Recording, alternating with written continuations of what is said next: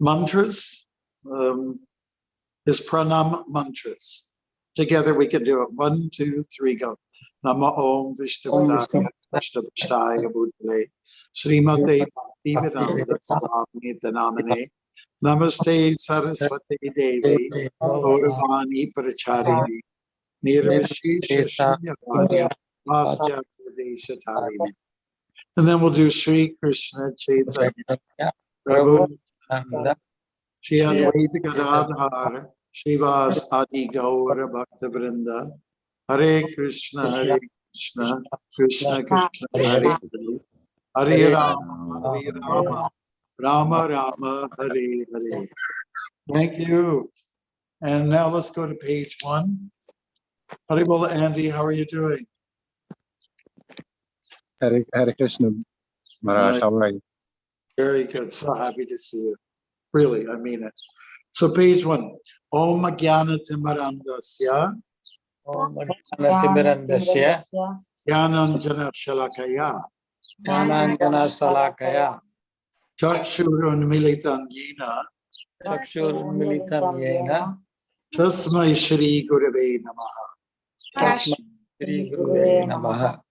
I was born in the darkest ignorance, I was born in the darkest ignorance, and my spiritual master opened my eyes the spiritual master opened my eyes with the torch of knowledge. with the torch of knowledge. I offer my respectful obeisance unto him. I respectful obeisances unto him. We're looking at chapter 9, the most confidential knowledge. And it's text 34. I understand we did not finish this last week. So now we will. Manmana bhava manbhakto majaji mam namaskuru mam ivashasi yuktvaivam atmanam matparayanaha. Engage your mind always in thinking of me. Become my devotee. Offer obeisances to me and worship me, being completely absorbed in me. Surely you will come to me. Me, me, me, me. 1, 2, 3, 4, 5 me's. And that me refers to Krishna, of course. Now we have read, I think, 2 paragraphs. Am I right about that?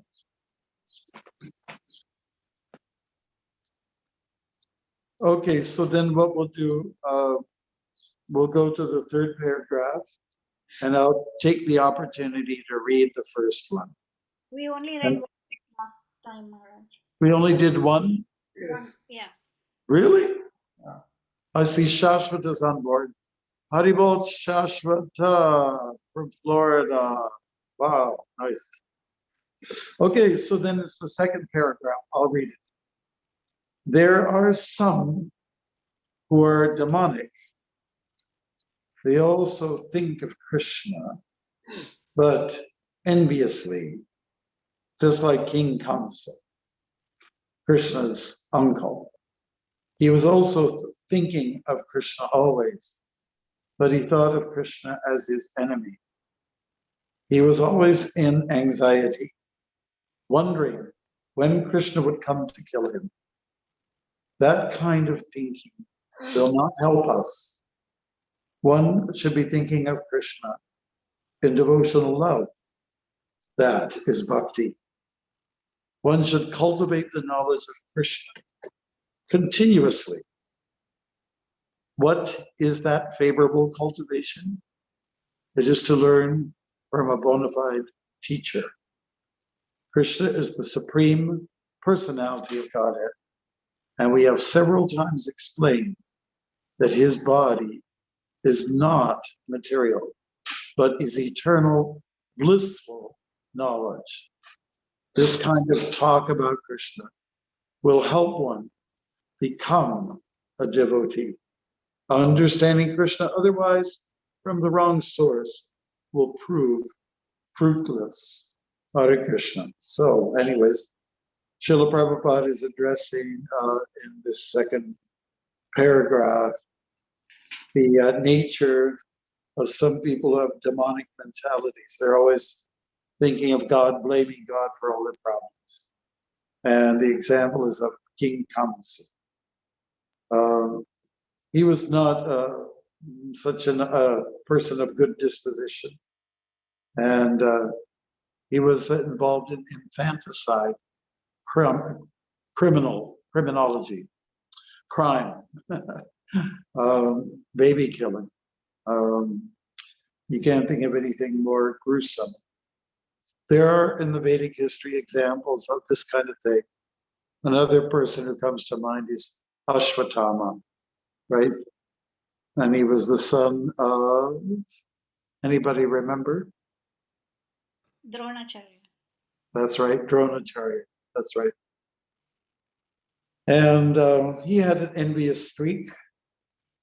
And so Krishna was on his mind, but it was not a favorable meditation. And so when we talk about constant thought, may it be positive. Thinking of Krishna is an honorable thing, but if you have this jealous side to you and it's directed towards Krishna, it's not going to help you in your spiritual life. So some examples are given there. To see Krishna as an enemy, it's not wholesome.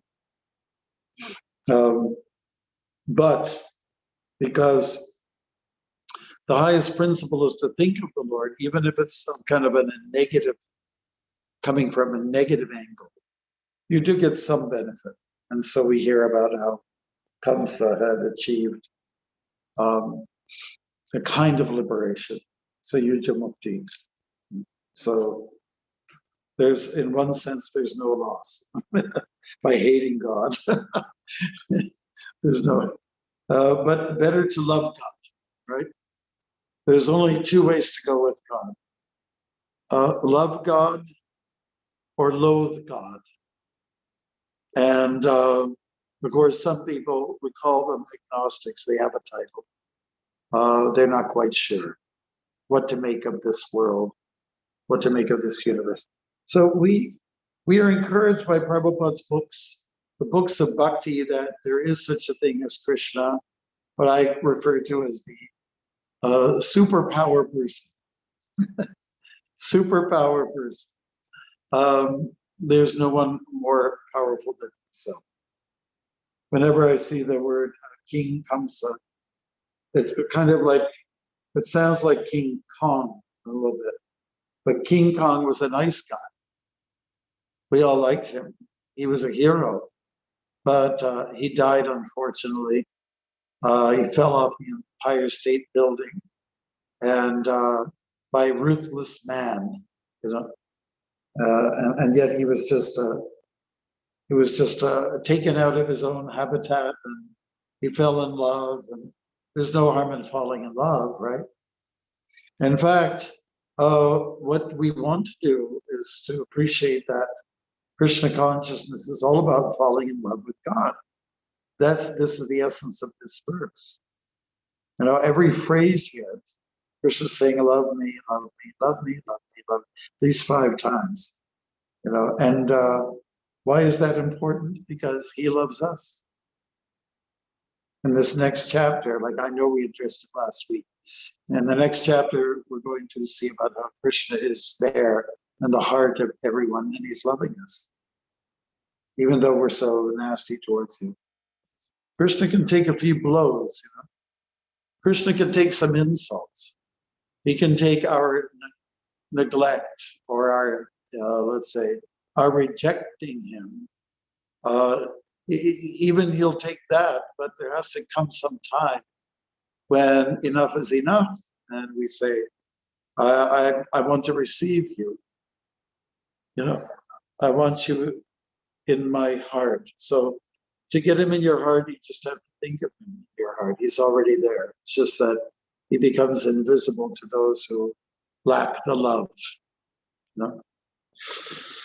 Okay, so those are some pointers that are mentioned. What is the favorable cultivation? Cultivation of bhakti comes through Guru, through Krishna conscious people who guide you, who inspire you. You know, that is what's at the heart of this most confidential knowledge, accept someone or some buddies, some individuals as your guide. Okay. Now, I want to say something about that. Let's say I'm a new person. I'm interested, let's say I'm Julio, and I'm in Argentina, and I am a newborn. I'm 18 years old, and I like Krishna consciousness. And I step into the ashram and say, I would like to join. And then suddenly, everyone becomes you're everyone's property, and everyone's guiding you in a different way. They got different answers. Has anybody ever had that experience when they first join? Everyone's got a different answer, okay, telling you different things. So somehow it's important to those of us who are becoming teachers to make sure we protect people from individuals going to different avenues in Krishna consciousness. Try to have some really set down standard answers for people so they don't get too confused. Mm-hmm. So that's important, that everyone in the ashram basically says the same thing.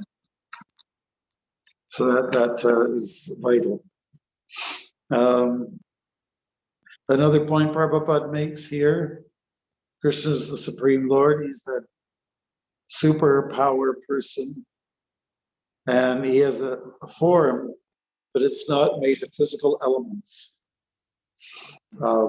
His form is made of what's called eternity, knowledge, and bliss. Good. That's what it's composed of. This kind of talk about Krishna will help one become a devotee. Is there anybody here on this call that considers themselves a devotee? Anybody else? You can raise your hands, or you can shout it out. Do we have any devotees here on this call? Curtis, how are you? Nice to see you again. Honest. Dayani. Anybody who's a devotee? Are there any demons amongst us? Me. Yes. Me. Okay, now we're getting we're getting more response. Is anybody in the middle? Yes. Someone said Vaishnavi's in the middle. Okay, what about, what's another option? How about we're a demon, but we're becoming a devotee? Is that a good place to be? No. Not a good place. Yes. Okay, so that means the cultivation is going on. Now, demon is a strong word. I will admit to that. It really is. But let's say, as we had discussed before, if you look at chapter 16, Divine and Demonic Natures, Krishna does talk, well, Prabhupada uses a word. He says just whimsical. So someone's whimsical, that's a word to replace demonic. It just means a kind of directionless. So we want direction. We want a focus. We want to improve. And if you live in a palace with many rooms, the biggest room should be the room of improvement. Right? All right. So would somebody like any of the questions you'd like to raise from this? Anything on that paragraph? Okay. Yes. If I'm just proposing, if Kamsa did not know that Krishna were to kill him, would his behavior be different? That might be true, but that's not what actually happened. The prophecy was that Krishna would kill him. And that triggered the constant thought about Krishna in his mind. And if he didn't feel that Krishna was a threat, yeah, he might be too casual. And that is a problem, isn't it? Yeah. We become a little bit complacent when we don't fear the Lord, There has to be a little bit of a healthy fear for the Supreme Personality of God, that if I don't if I don't straighten out, if I don't do the right things, I stick onto some bad habits, then I know I'm going to get some bad karma, Just that desires are so strong. And it's in cases like that that we have to pray for a strong will, to be able to do the things that are right and not the things that are wrong. We live in a world where there's so many allurements all the time. Haribol Shashvata, we like with the wheel, your chakra. Yes. Maharaj, I have a question. Yes. There is a story about a thief who wanted to steal the jewelry of Krishna, and he eventually becomes a devotee. So how come Kamsa did not get a chance to become a devotee of Krishna? Well, his attitude was tainted. Again, it was unfavorable. It was quite negative, and so that's why he got his just deserts, which was to die at the hands of God. But look at what he went through. God personally smashed it. Krishna, who was entered the wrestling arena, came in and grabbed, let's assume it's a muscular Krishna.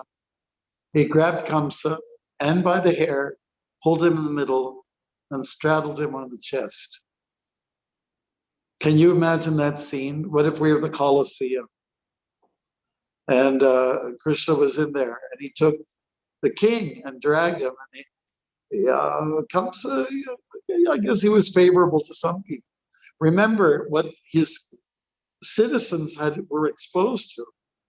He was he really showed a real incredible dark side when he was attempting to kill his sister, younger sister, on her wedding day in front of the public.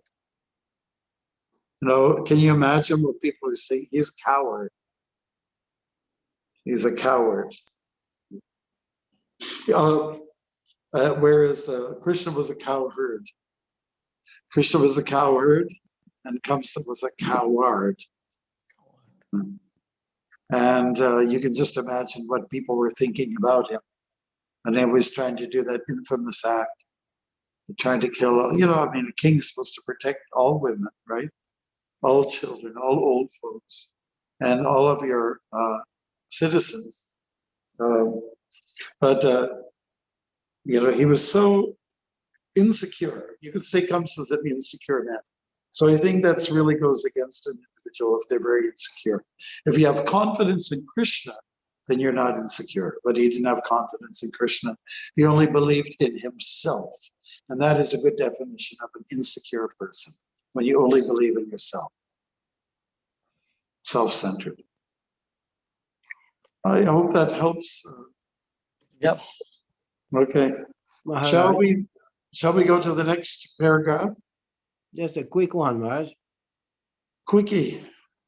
Could you explain what is the meaning of the fact that this great demon is in the same family of God, is the uncle of God? So what is this Leela is teaching us? That this Maharashtra is born in the same family of God, is the uncle, so-called uncle of God.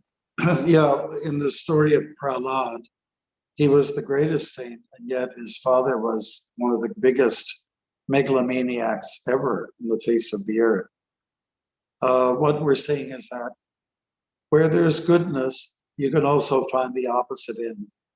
They're juxtaposed to each other.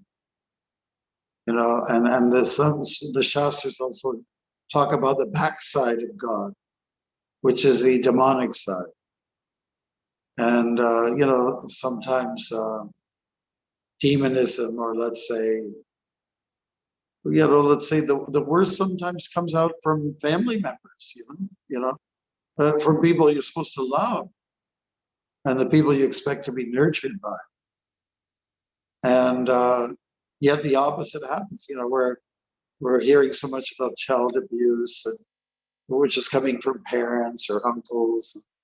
hands and things like that. You know, the people who are supposed to love you the most, you would never expect that it would come from right in your neighborhood, right in your own home.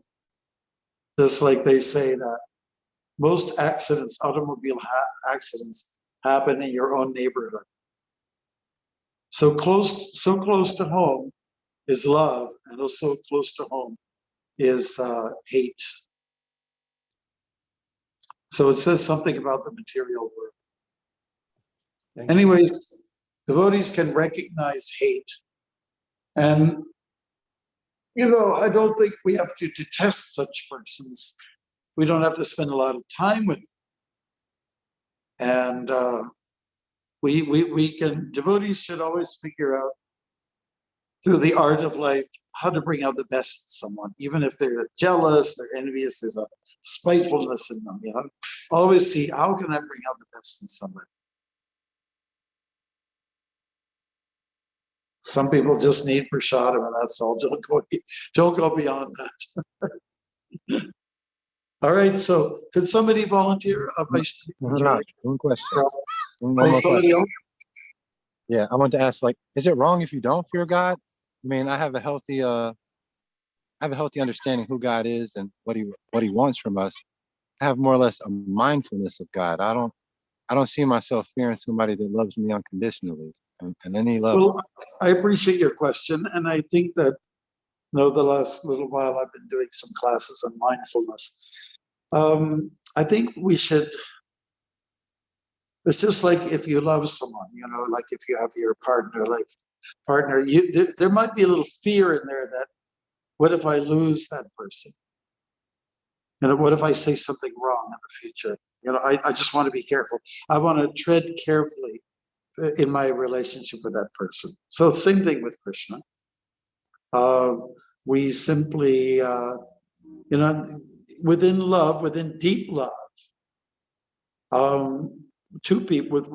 between two people, there's always going to be some kind of fear in there. What if I lose that person? There's a fear.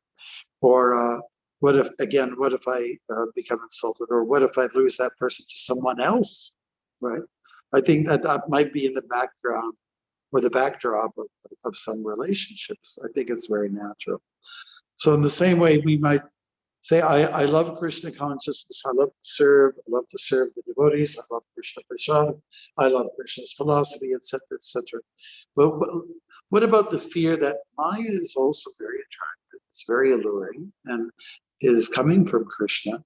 So it might be that I could kind of slip. It has happened to people in the past, and I could be targeted. It's not that I'm totally safe and sound, because Maya's, which is Krishna's energy, cannot be underestimated. So I do believe that fear is a component within a relationship of two people. You know, or like say sometimes devotees, they had an experience with Prabhupada where they felt Prabhupada was a little too stern or something like that. And there was they had this profound love for him, but they felt, oh, Prabhupada, no, I hope he doesn't reject me. You know, of course, the way Prabhupada was, he didn't reject anyone, except if someone was, as we say, blasphemous.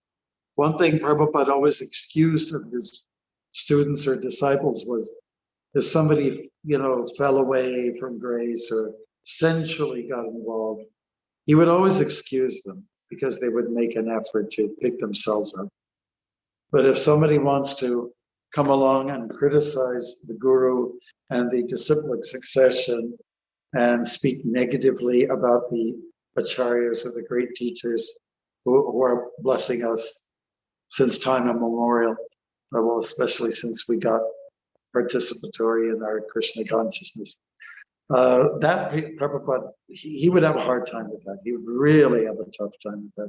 But if somebody fell away, you know, because of sensual desires or allurements, he would always forgive and he wouldn't judge them. He'd just say, I understand Krishna's energy. It's very powerful, you know, and it can allure you, it can woo you. take you away. So this would be the way I would answer your question. That there's probably a little inkling of some kind of fear in you, when you think about it. All right. Hare Krishna Maharaj, please accept Yes. my obeisances and wish to Srila Prabhupada. I I hope have we can question. finish the paragraph, the purport today. Go ahead. It's a question. So if we do the service in fearful mood, will Krishna accept? He accepts any sincere service, but I'm saying that we should try to demonstrate love as much as possible. Patrang Pushpam Palam Tuyam, chapter 9. We just went through the verse the other day. Text 26, do everything with love. Yes, and in love, there is a little fear. So I wouldn't put a whole bunch of energy into the fear component. I wouldn't make that a highlight. You understand what I'm saying? Yes, Maharaj. I don't think we have to go into fearing God. It's more about loving God. But don't forget, we have to have just a healthy, insecurity about it. That's important. Thank All you. right. Maharaj. Okay. So, Okay. but Vaishnavi, do you want to assign someone to the next paragraph? Yeah. Can I read? Yeah. Well, that's husband and wife, right? So One should therefore engage his mind in the eternal form, the primal form of Krishna, with conviction in his heart that Krishna is the supreme. He should engage himself in worship. There are hundreds of thousands of temples in India for the worship of Krishna, and devotional service is practiced there. When such practice is made, one has to offer obeisance to Krishna. One should lower his head before the deity and engage his mind, his body, his activities, everything. That will make one fully absorbed in Krishna without deviation. This will help one transfer to Krishna Loka. One should not be deviated by unscrupulous commentators. One must engage in the 9 different processes of devotional service, beginning with the hearing and chanting about Krishna. Pure devotional service is the highest achievement of human society. okay, any comments about that there? Practically, how we can show our love to Krishna is before the deity. And this is oftentimes the early approach, the novice approach, or the word that Prabhupada uses sometimes, the neophyte, And but as we become strengthened in our convictions towards Krishna through deity worship, we should be able to feel strong enough that wherever we go, even outside a temple where there is not a deity, we can feel the presence of the deity. That the deity, that Krishna is with us, walking with us, sitting with us, present through the elements, present through the beauty of the 32 degrees, which is what, 100 degrees almost, Fahrenheit, or sometimes the vicious cold snaps of the winter. Krishna is present there. Try to see him in all things. Yeah. And then this means that the confidential knowledge is being revealed to you. Next, can we ask someone to read the next paragraph? This is Shorty. The 7th and 8th chapters of Bhagavad Gita have explained pure devotional service to the Lord that is free from speculative knowledge, mystic yoga, and fruitive activities. Those who are not purely sanctified may be attracted by different features of the Lord, like the impersonal Brahma Jyoti and localized Paramatma. But a pure devotee directly takes to the service of the Supreme Lord. Okay, great. So there's a big, let's say, support given to the notion of Bhagavan, the Bhagavan feature of the Lord. God is a person. And everything else can be put to the side. Cultivation of jnana, cultivation of mystic yoga and karma section. We not need those things. Raman, which is a feature of the Lord, impersonal aspect of the divine, also does not take great precedence in our life. We should always feel the presence of Bhagavan. And just go, Prabhupada saying that's the direct route. For the direct route. Maharaj, Yes. I think you've become a robotic voice now. Is that right? Yes. Okay. Let me see what I can do to robotize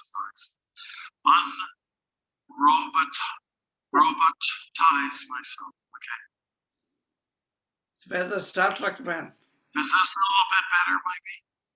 No, not really. No. Okay, let me shake it up.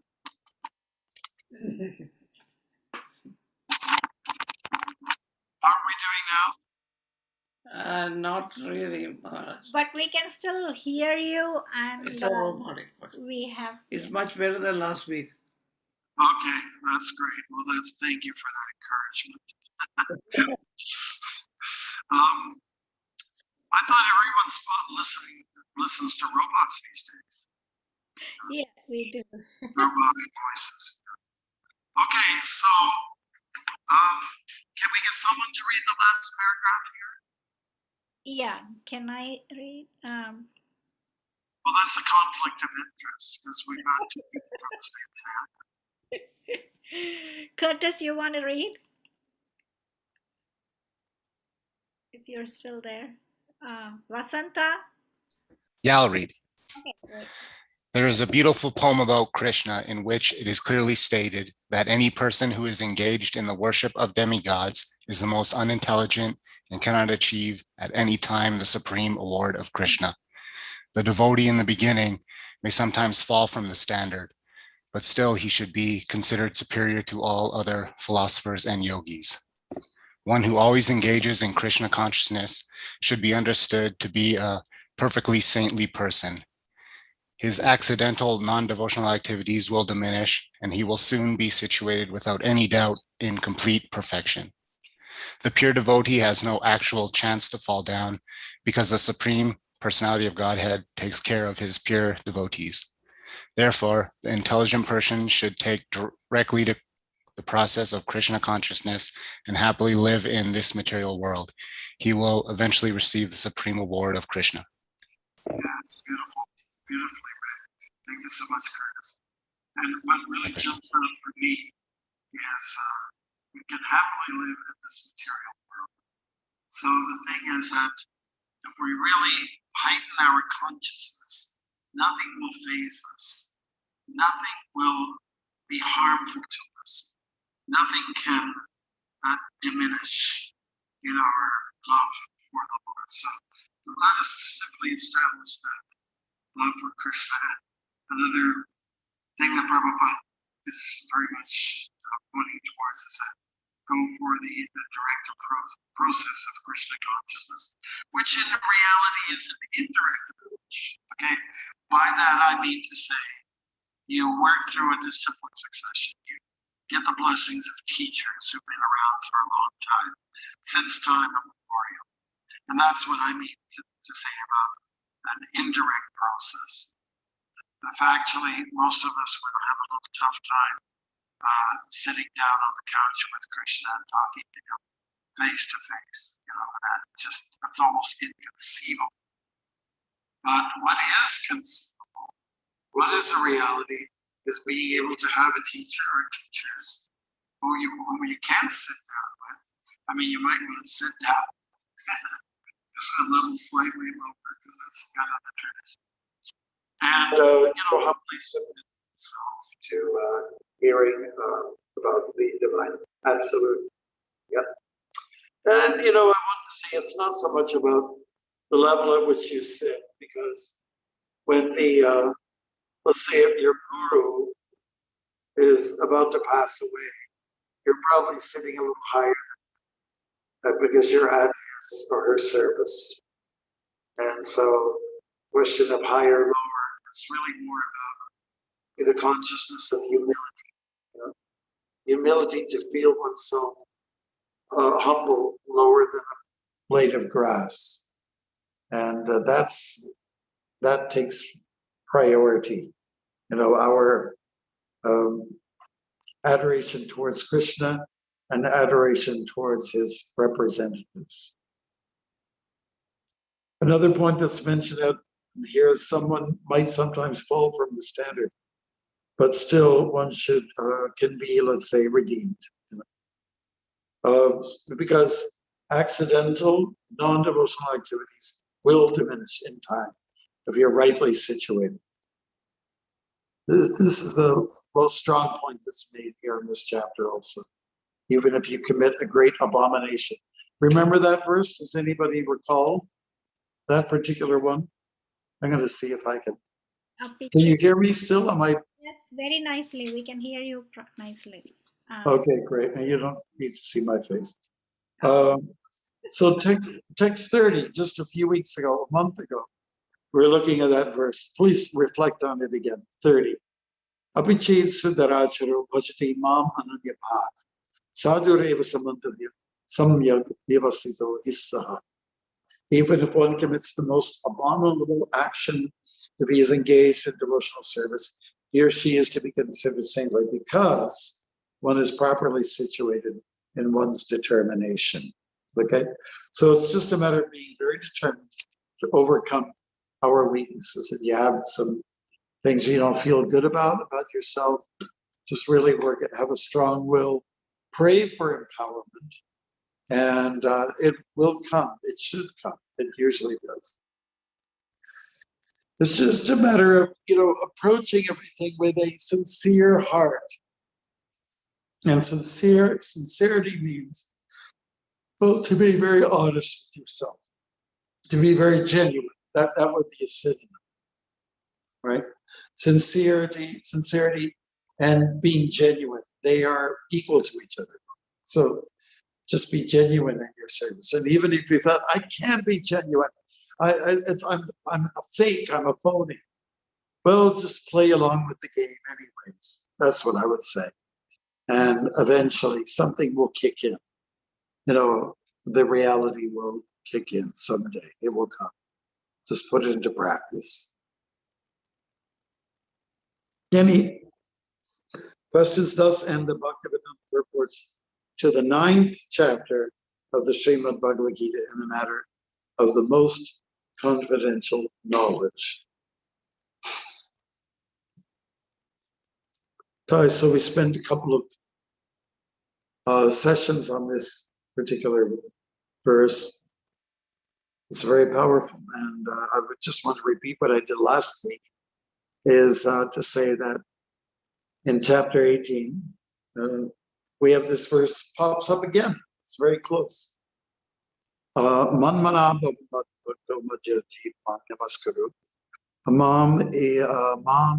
what's the verse?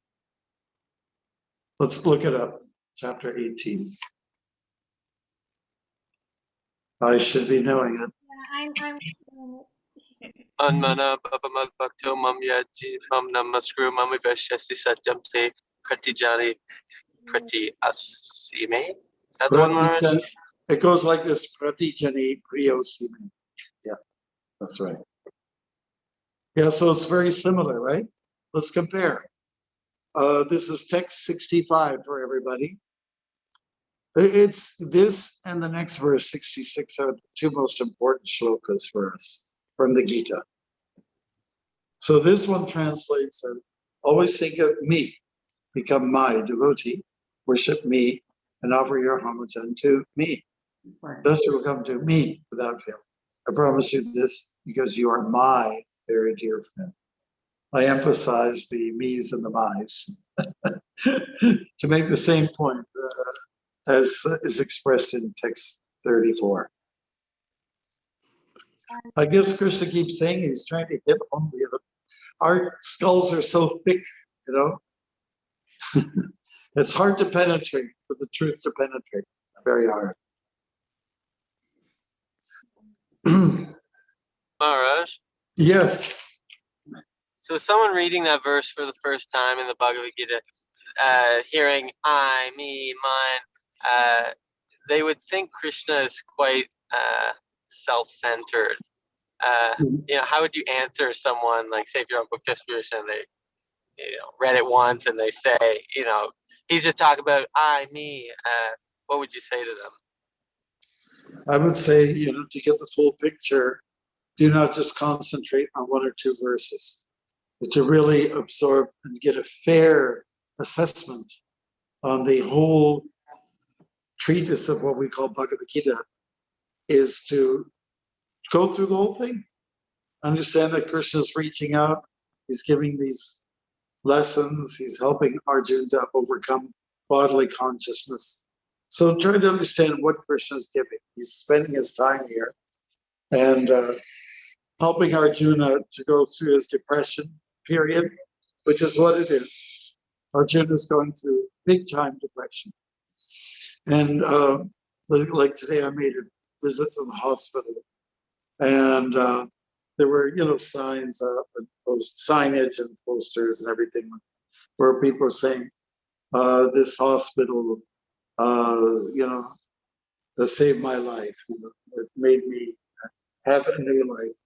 That kind of thing. So, what Krishna is telling Arjuna about really living and having a new life is unmeasurable in terms of the love that Krishna demonstrates. So I think if somebody comes across like that and a little bit challenging, I think we could just say that, yeah, but look at what God is doing. And while he is he's actually requesting, he's not demanding. He's not demanding. No, he's not. He's making a strong suggestion. Let's put it that way. And look at the benefit that Arjuna was able to acquiesce from this. This application of this philosophy can help us overcome all of our fears, all of our difficulties. The only real fear that should be a component to our life is the fear that I might lose Krishna, might lose a grip on his lotus feet, due to offenses or due to just having strong material desires, due to being, just distracted. So what do you think, Mandala? Would that help them? Yeah, I think that definitely is helpful to keep that broad-minded position. And Just when, tell Krishna, I guess, just not look at the words, but tell about what Krishna is doing. yes. Yeah, Maharaj, so can I ask a follow-up afterwards? Go ahead. So this verse, it's like the summary of the Gita, the conclusion, to just fix one mind on Krishna and become completely absorbed in him. And as devotees, we are chanting. We're trying to be completely absorbed in our 16 rounds, and it's hard. Sometimes you can chant your rounds, but you're just getting them in. You're just getting them done. So if someone's, I guess, struggling in that sense, but that is love. That's also love, right? When you struggle to love, that's also love. But at least you're endeavoring. It's not always so easy to be with someone, to have someone in your life, and because we have tendencies to be quite familiar with the other individual. But as long as you keep at it, in a detached frame of mind, keep at it, love will kick in. We have to have that kind of faith. That's called Vaidhi Bhakti, the devotion where you have some trust in the process. I think most people who are, very committed to each other as a couple, they'll admit that there was a struggle. It has always will be a struggle, has been, and maybe even at this point it is a little bit of a struggle. But it's the best scenario you could be in, practically.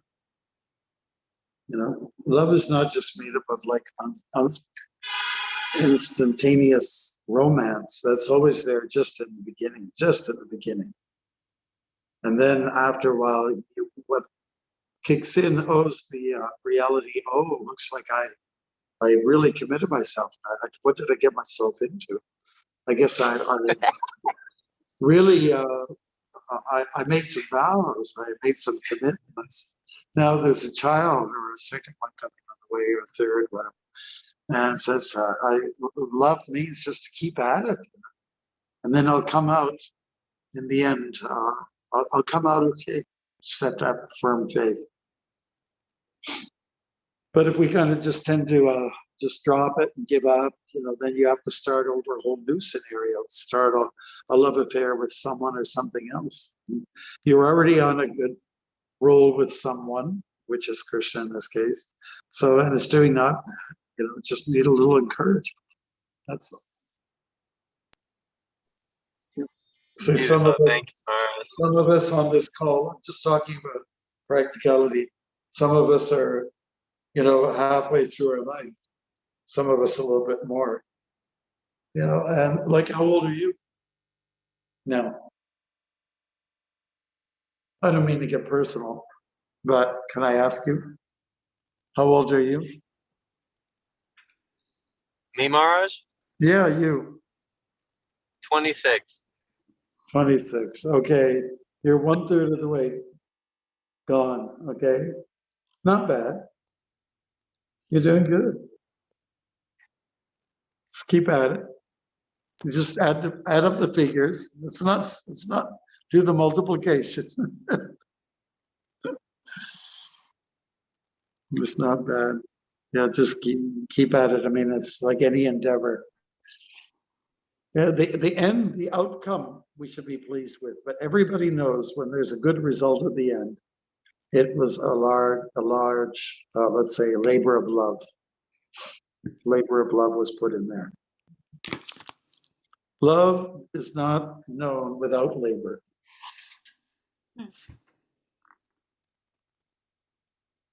You can quote me on that.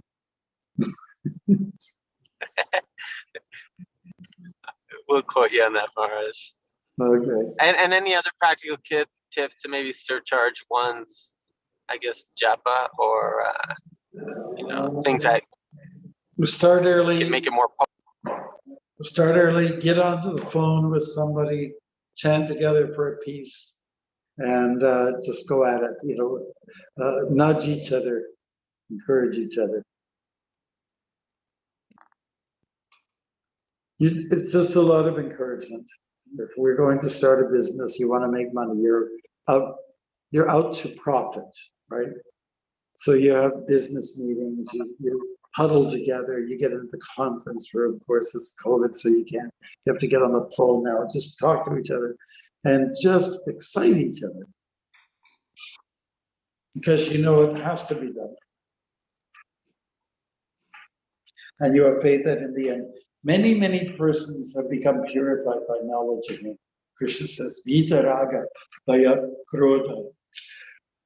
Many persons have become successful on their spiritual path by knowledge of the Supreme. They've been able to overcome attachment, and, lust and anger and greed and all those kind of cohorts. Sadhu Sangha, sadhu. Stick it out, stay connected with the devotees. All right? Perfect. Thank you so much, Maharaj. You're always so encouraging. Oh, Hare Krishna. Am I still robotic?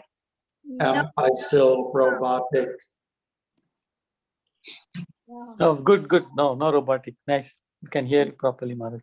We always go through a phase on this call. It's always, isn't it? 5 to 6.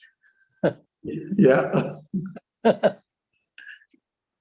So Maharaj, I would add to one more strategy to this, always remembering, thinking me.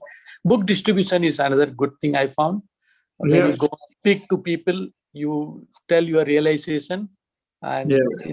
convinced. So in the process, you also get convinced more. They ask questions, it prompts you to answer, So that really Yes. helps. I've seen book distribution is very helpful for me. Yes, no, that's good. That's good that you brought that to our attention.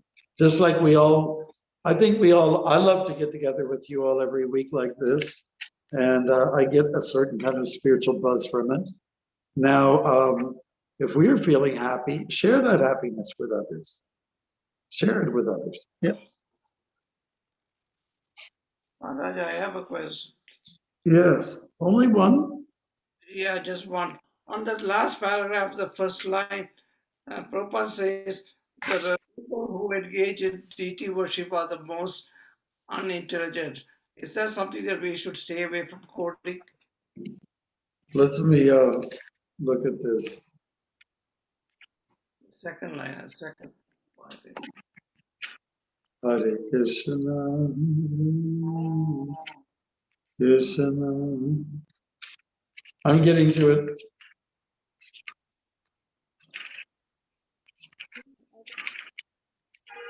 Krishna, Krishna. Okay, last paragraph. What line are we talking about? The first line. There's a beautiful poem about Krishna. Is that what you're talking about? In which it is clearly stated that any person who is engaged in the worship of demigods is most unintelligent and cannot achieve at any time the supreme award of Krishna.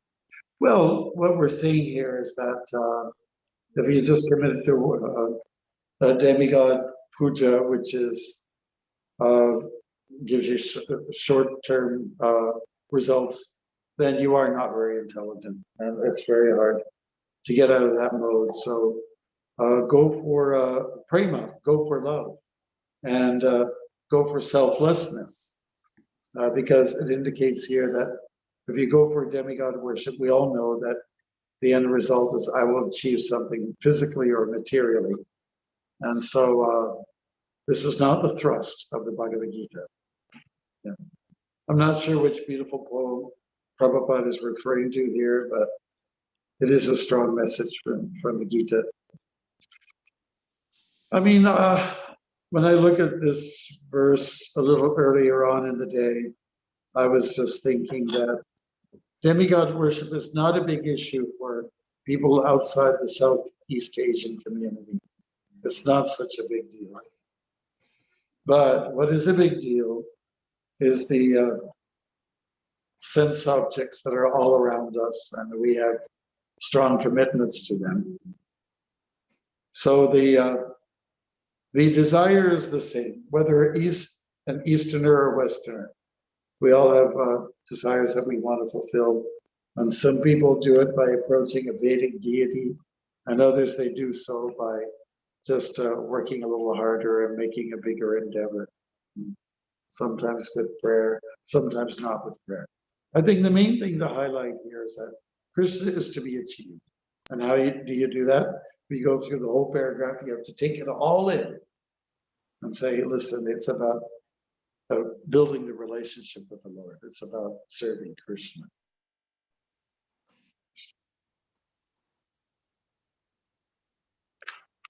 Everyone's okay then? Yes, Maharaj. Shall I pass on?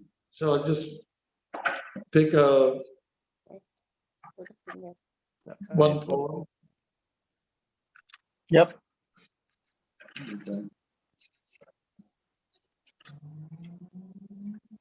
So Maharaj, follow up on that one. If we are trying to share the knowledge to, like you said, a lot of Indians are into demigod worship, Indian devotees, would that offend them when we try to tell them that? But with them, I don't think you have to tell them directly. You simply tell them love of Krishna is a very beautiful thing. Please take this set of Bhagavatams. It only costs a certain amount.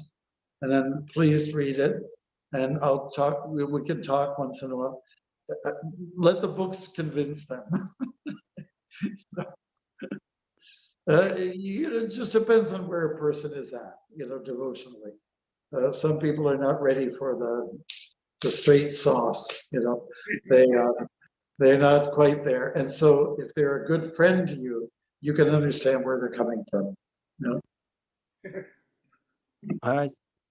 Yes. You mentioned the Bhagavatam, and I was thinking, many people, they take ammunition from the Bhagavatam, saying, well, I worship demigods just like the gopis, they worship Katyayani, so that they can obtain Krishna as a husband. So what about that? Well, just you say you want to worship demigods, just pray that Krishna will be the prime deity in your life.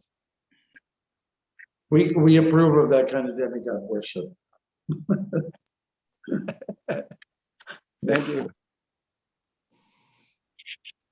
I have a question, Maharaj.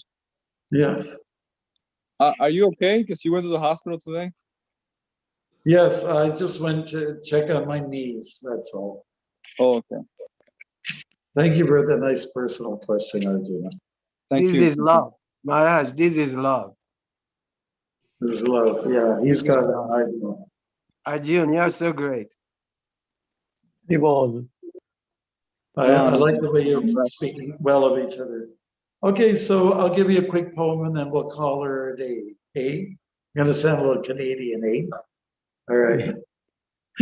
Reveal to me, that's the name of the poem.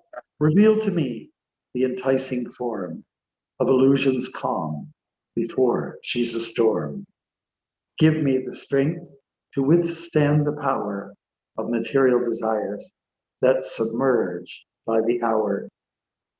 When dissensions arise, provide me with fuel to cope with each matter and keep my head cool.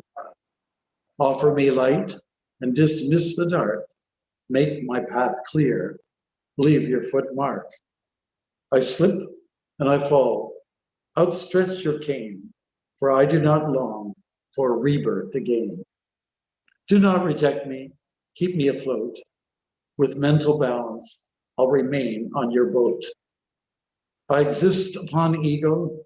Do keep it at bay through the power of purport and all that you say. Maya is big. I am so small. You make her shrink in the presence of all. Give me your mercy and more. How much do you give? How much do you store? Protect me from wrong. Set me on track. Keep me on course until I am back. Hare Krishna. Hare Krishna. Haribo! Thank you, everybody. It's a joy to see you all. Jai Hare Krishna. Hare Krishna Maharaj. Thank you. Hare Thank you. Krishna. Hare Krishna. Thank Thank you you. so much. Merci beaucoup.